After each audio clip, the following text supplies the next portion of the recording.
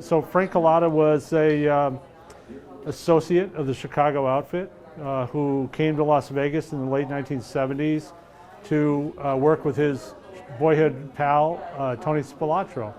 And they committed all kinds of crimes here. There's a whole burglary ring that they were involved in. Cullotta was involved in some murders, sadly. And then there was the big bust. In 1981, Cullotta's burglary ring was busted, caught in the act of committing a burglary of a big home furnishing store here. At that point, he was looking at a very long prison term, and he also was in fear for his life because he felt like the other mob guys that he was involved with might kill him. So he decided to become a government witness. And when he did that, he began testifying against his former compadres. And he did that very successfully in the 1980s and early 90s. Later, he kind of reinvented himself as a former mob guy who became a bit of a celebrity. And so he was involved as a consultant in the movie Casino. He was a consultant to Martin Scorsese, the director.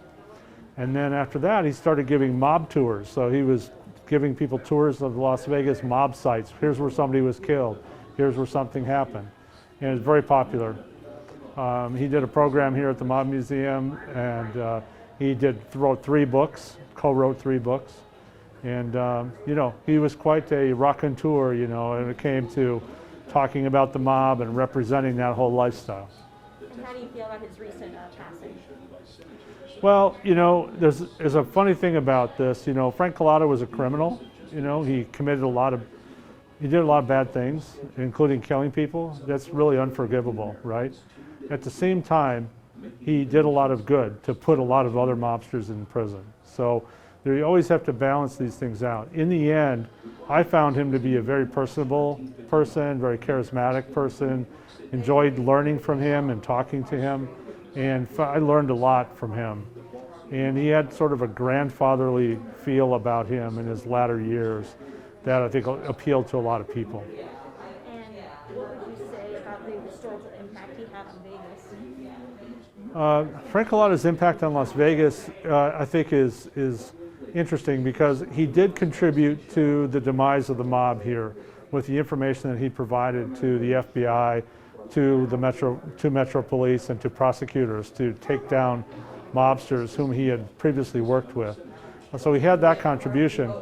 Later, I think he contributed to the nostalgia about the mob era in Las Vegas. He was one of the last of those guys still living, and most of them either passed or they're in prison. And so it's really hard to find people who actually can speak authoritatively about these things, and Frank could do that.